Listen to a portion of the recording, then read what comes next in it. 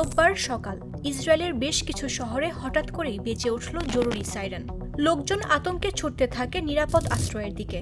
কয়েক সেকেন্ডের মধ্যেই দেখা যায় এক ভয়াবহ আগুন মুখরেখা, ইয়েমেন থেকে ছোড়া একটি ক্ষেপণাস্ত্র। ইসরায়েলি সেনাবাহিনী জানায় তাদের আকাশ প্রতিরক্ষা ব্যবস্থা সময়মতো ক্ষেপণাস্ত্রটি ভূপাতিত করতে সক্ষম হয়েছে। তবে এর পেছনের বার্তা আরও ভয়াবহ। হামলা থামেনি, যুদ্ধ থেমে যায়নি।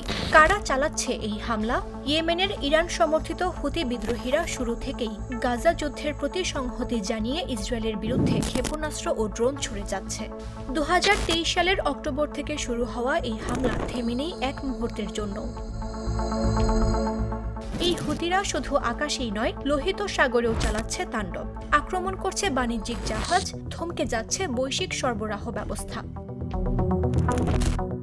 ইসরায়েলি সেনাবাহিনী এক বিবৃতিতে জানায়, হুতিদের হামলা অব্যাহত থাকলে ইয়েমেনের ওপর আর্থিক, সামরিক ও নৌ আকাশ অবরোধ আরোপ করা হবে। ইতোমধ্যেই হুতিদের বেশ কয়েকটি অবস্থানে ইসরায়েল বিমান হামলা চালিয়েছে বলে জানিয়েছে সামরিক সূত্র।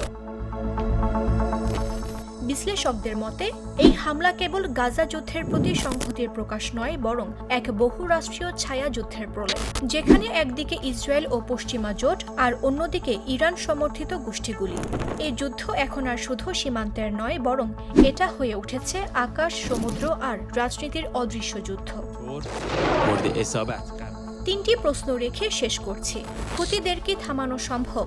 ইসরায়েলের পাল্টা হামলা কি আরও বড় ধরনের সংঘাত ডেকে আনবে? এই আঞ্চলিক উত্তেজনা কি রূপ নেবে তৃতীয় পক্ষের সরাসরি সংঘর্ষে? নিউজ ডেস্ক, জাগো নিউজ।